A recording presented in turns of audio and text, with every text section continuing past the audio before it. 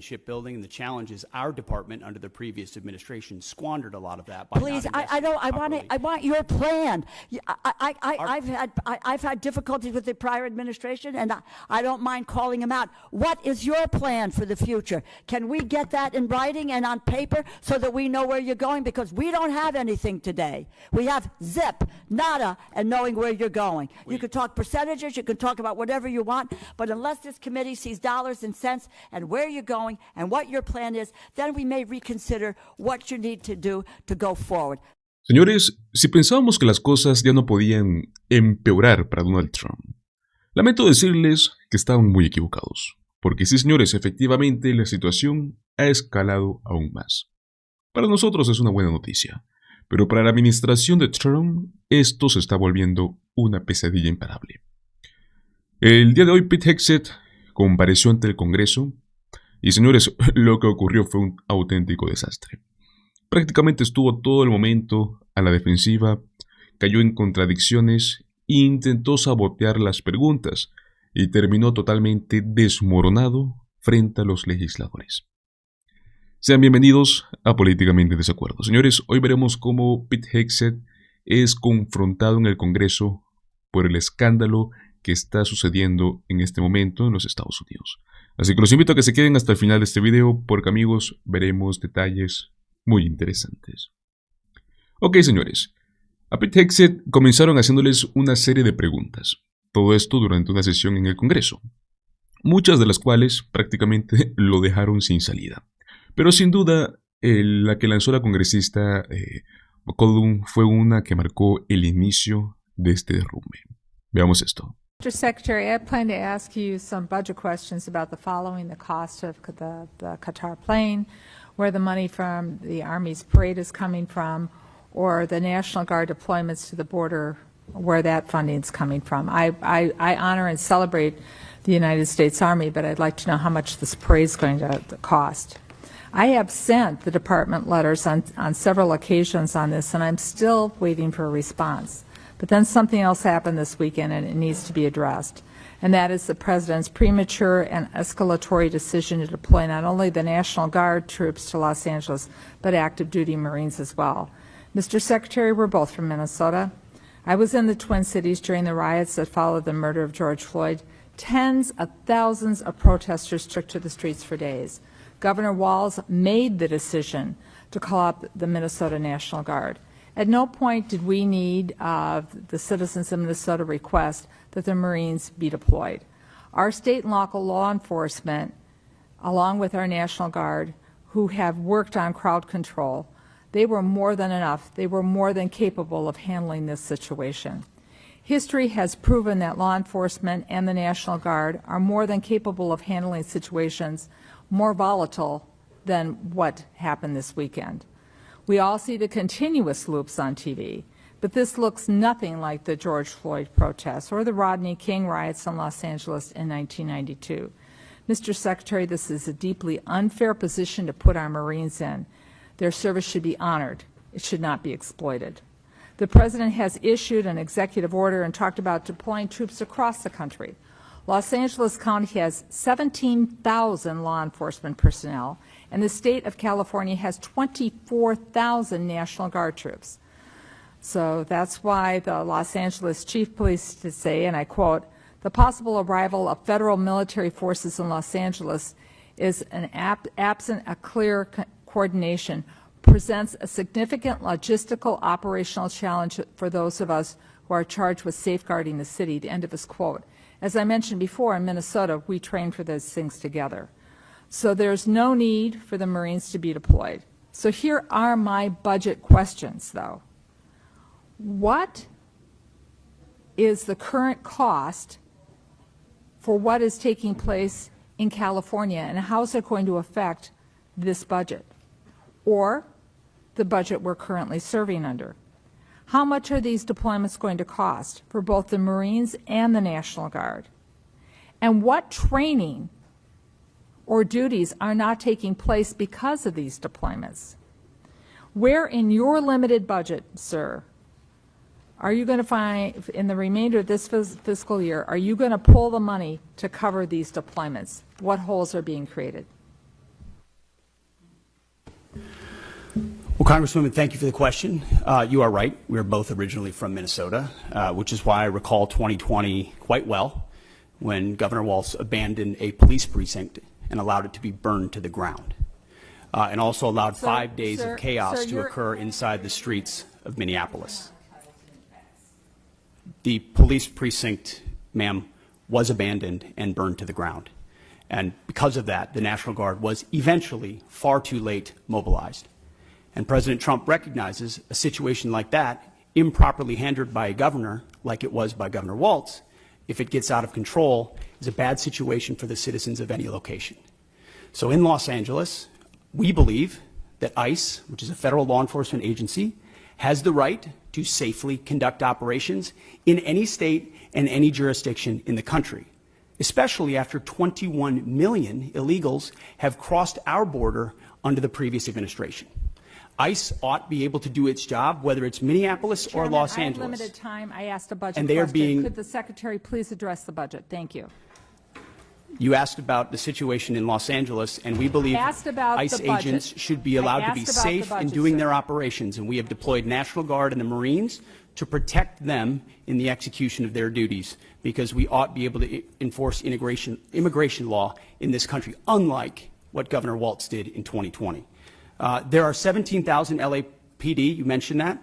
There would be 18,000 if not for the defund movement that folks like Gavin Newsom and Karen Bass have implemented. The police chief said she was overwhelmed, so we helped. If the Secretary's not going to ask the budgetary questions, I will yield back my time if the Secretary refuses to answer the budgetary questions I put before him. They're important. What training missions aren't happening? Where are you pulling the money from? And how are you planning this in the moving forward? These are budget questions that affect this committee and the decisions we're going to be making in a couple of hours. If you're not going to answer them, please let the chairman know, and I will take back my time and I will yield it back to the chairman. Mr. Secretary, I want to just let us know what accounts you're pulling the money to fund. Thankfully, unlike the previous administration, we've got a 13% increase in our defense budget, and we will have the capability to cover down on contingencies, which is something the National Guard and the Marine plan for. So we have the funding to cover down on contingencies, especially ones as important as maintaining law and order in a major American city. As far as training, all of the units on the ground have been fully trained in their capabilities of what they're executing on the ground. For budgetary, if he needs to get back to the committee with the numbers, I'd appreciate it, both current and present. Happy to submit them for the... Y es que es evidente que estamos ante una persona totalmente fuera de control. Pete Hegseth está colapsando en tiempo real, y eso, amigos, yo creo que no debería de sorprendernos. Ya desde hace tiempo se sabe, él mismo lo ha demostrado, ser una figura inestable. Alguien que nunca debió haber sido confirmado para poder ocupar un cargo que es tan delicado, ¿no? Es más, hasta se ha informado recientemente que el propio Donald Trump al parecer ya no confía tanto en él. Pero bueno, eso no ha impedido que Pete Hegseth siga intentando complacerlo a toda costa. Y es esa misma actitud servil lo que explica, ¿no?, por qué es que ha sido tan agresivo en el apoyo de utilizar esta fuerza contra manifestantes en Los Ángeles. En ese mismo sentido, el congresista Aguilar lo cuestionó directamente sobre esta situación. Y amigos, las respuestas fueron escalofriantes. Escuchen.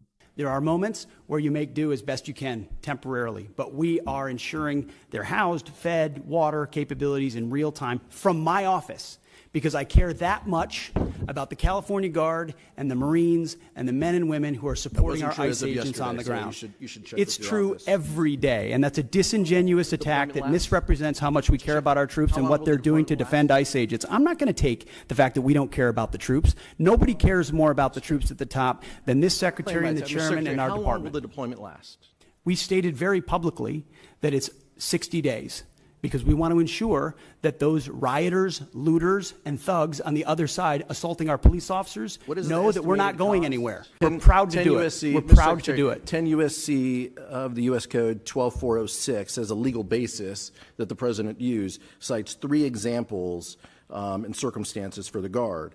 Invasion by a foreign nation, rebellion or dangerous rebellion against the authority of the government of the United States, or the President is unable with regular forces to execute the laws of the United States. Which authority is triggered here to justify the use? I don't know. You just read it yourself, and people can listen themselves, but it sounds like all 3 to me.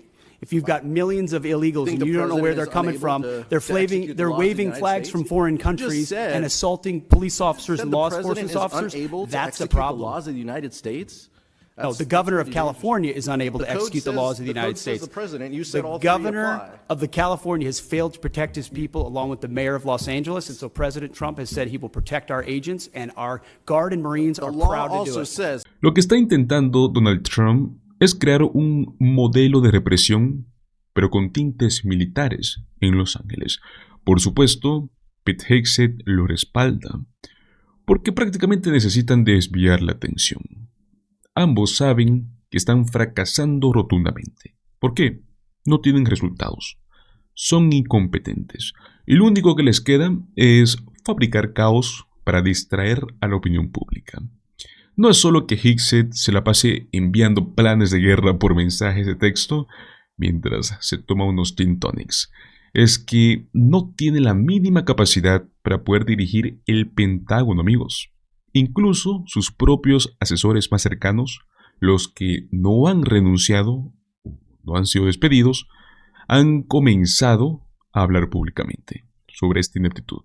Fue precisamente por eso que la congresista Raptil lo ha enfrentado en plena audiencia. Escuchen. Shipbuilding and the challenges our department under the previous administration squandered a lot of that by Please, not I don't. investing I want your plan. Our- I've had difficulties with the prior administration, and I don't mind calling them out. What is your plan for the future? Can we get that in writing and on paper so that we know where you're going? Because we don't have anything today. We have zip, nada, and knowing where you're going. You can talk percentages, you can talk about whatever you want, but unless this committee sees dollars and cents and where you're going and what your plan is, then we may reconsider what you need to do to go forward.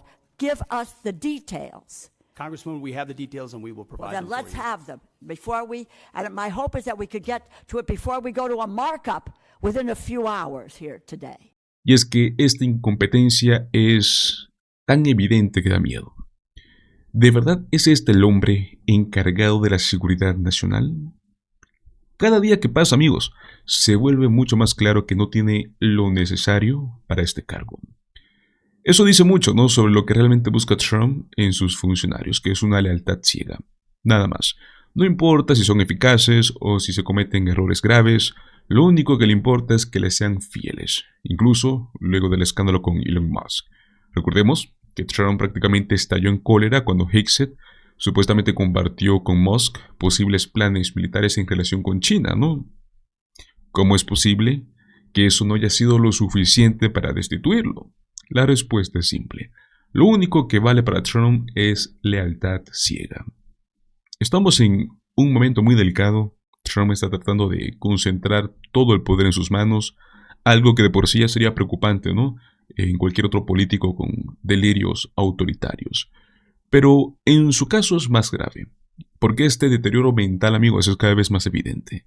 Este deterioro no puede separarse de su comportamiento autoritario.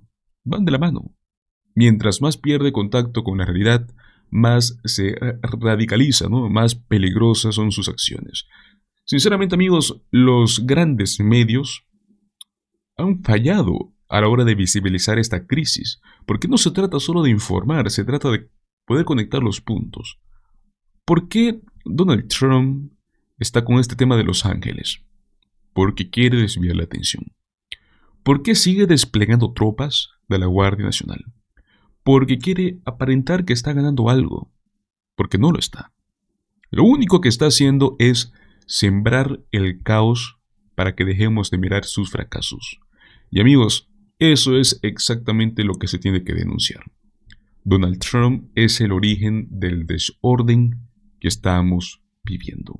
Durante años, los republicanos han intentado minimizar todo lo que se está diciendo con estos tweets groseros, ¿no? Porque recordemos que Trump prácticamente siempre fue así.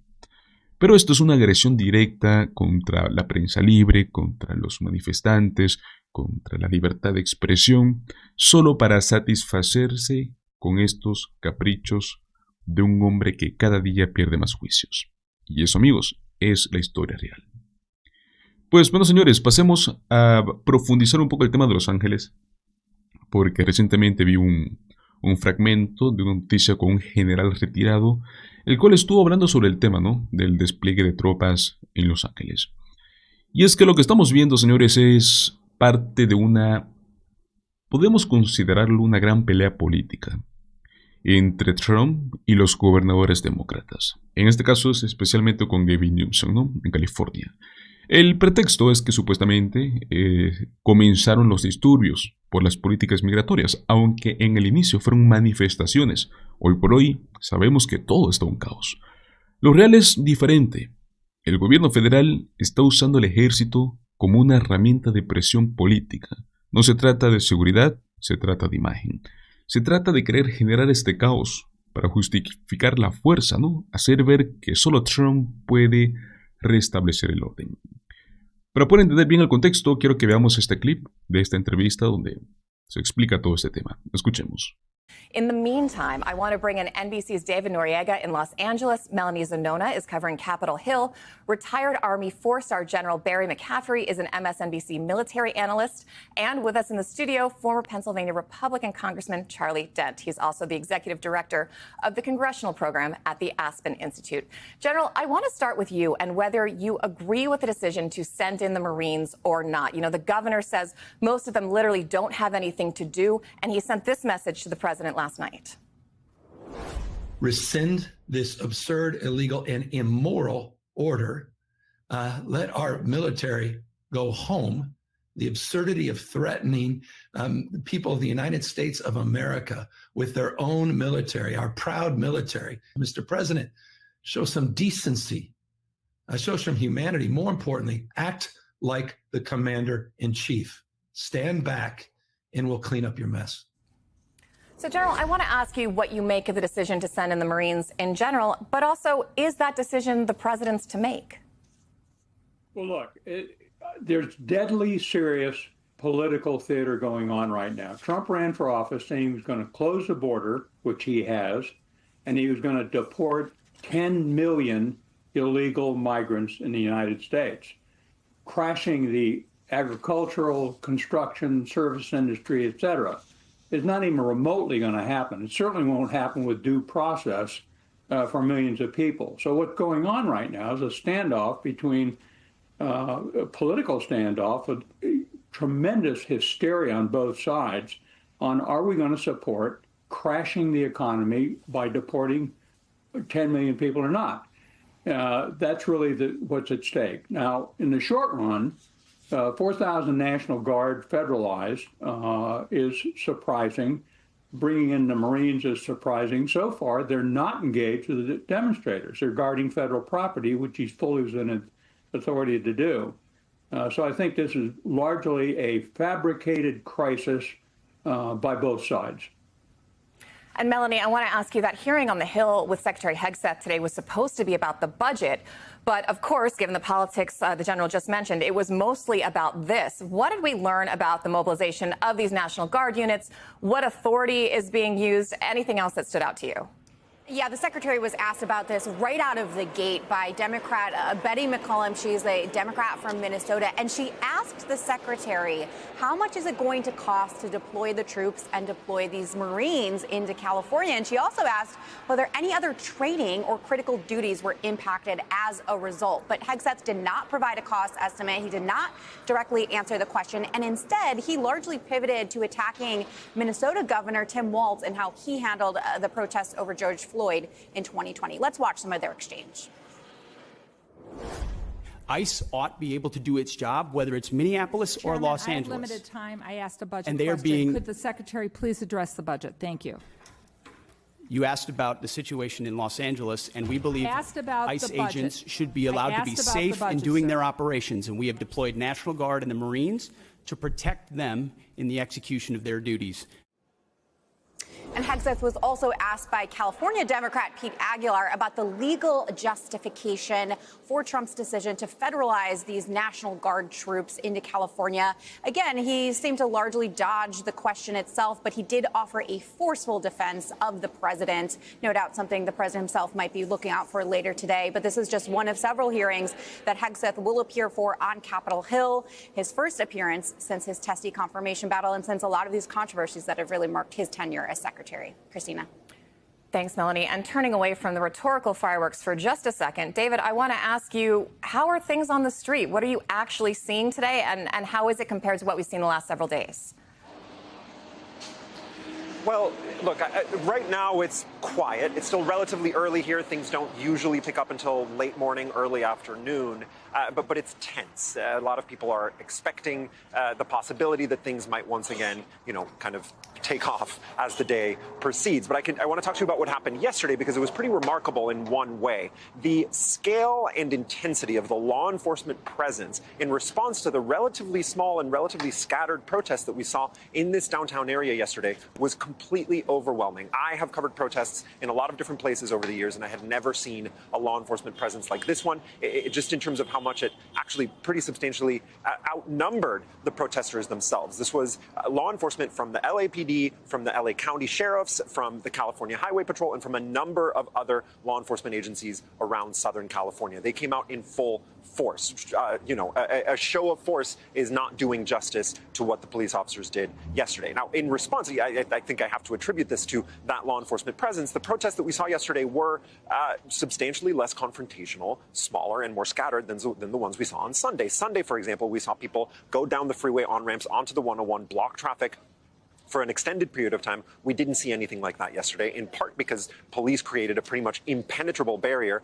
between where protesters were gathered and anywhere near the freeway. Ditto most of the federal buildings that are part of the complex that you see behind me right now. Those, by the way, are National Guard vehicles, and I don't know if you can see any of the actual National Guard troops behind me, but they're out there in relatively small numbers because that's where they've been posted for the last 2 days since they were deployed on Sunday. Now, the question today, I think, looking ahead to the next few hours, is whether the deployment of the Marines will instigate more protests. I spoke to a number of protesters yesterday who told me that they are very unhappy with the fact that Trump is deploying the Marines. They see it as an escalation of this sort of, ongoing confrontation. They see it as a step towards authoritarianism, a step further than the deployment of the National Guard troops already on Sunday.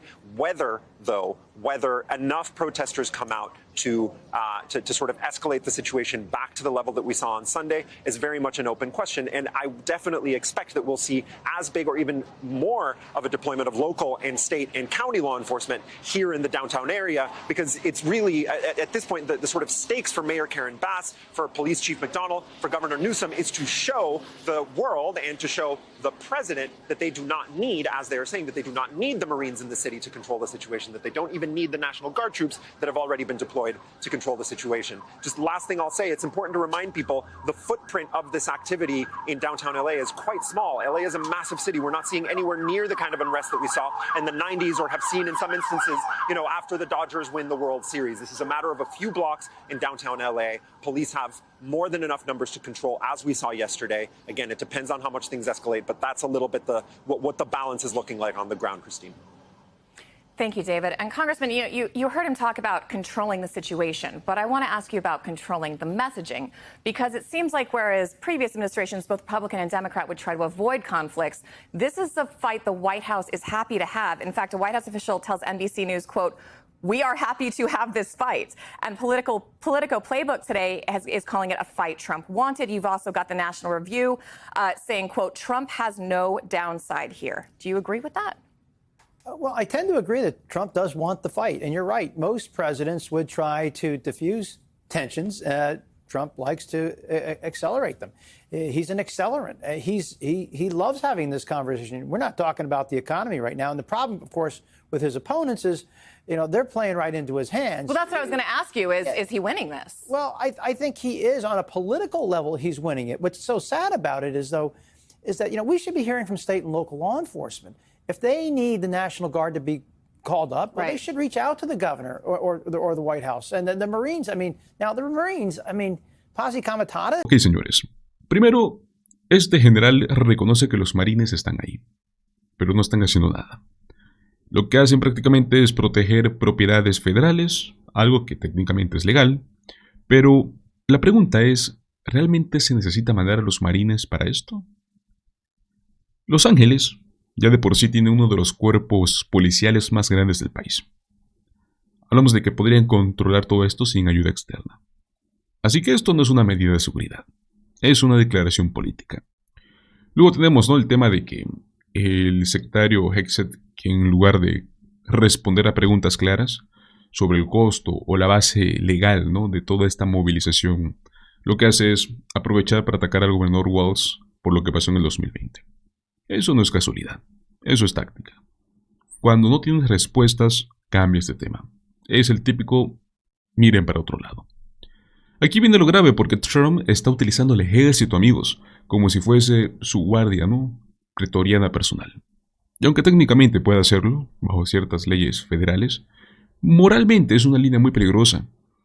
La simple idea de que el presidente pueda militarizar las calles por razones políticas, yo creo que es algo que debería de preocuparnos mucho, incluso a quienes los apoyen. Puede que el día de mañana no será él quien lo haga, y quizás ya no te guste, ¿no?, quién es el que está detrás de toda esta decisión. Sé que algunos podrían decir, pero si los manifestantes están bloqueando carreteras y generando caos, ¿no necesita el gobierno medidas fuertes? Sí, pero eso no justifica traerte al ejército regular. Ya hay policías suficientes. Lo que Trump busca no es resolver el problema, es escalarlo, mostrarnos imágenes de disturbios, banderas mexicanas ondeando frente a la policía, luego salir y decir, ven, yo tenía razón. Esto no es una crisis de seguridad, es una crisis de narrativa. Trump no quiere solucionar el problema, quiere usarlo. Su mensaje es claro. Si no me apoyas, esto va a seguir empeorando. Pero lo peor es que está funcionando, señores. Mientras todo esto ocurre, nadie habla del sistema judicial saturado, de las condiciones reales en las fronteras, ni de las comunidades afectadas por estas políticas. Pero bueno, quiero saber qué opinan ustedes. ¿Creen que Trump cruzó una línea al enviar a los marines? ¿O creen que es una respuesta legítima para una situación que tal vez desde otra perspectiva está fuera de control? Los invito a que me dejen sus comentarios. Muchísimas gracias por quedarse hasta el final de este video. Recuerda, como siempre, dale like, compártelo con tus amigos y suscríbete a nuestro canal Políticamente en Desacuerdo. Nos vemos en el próximo video. Hasta luego.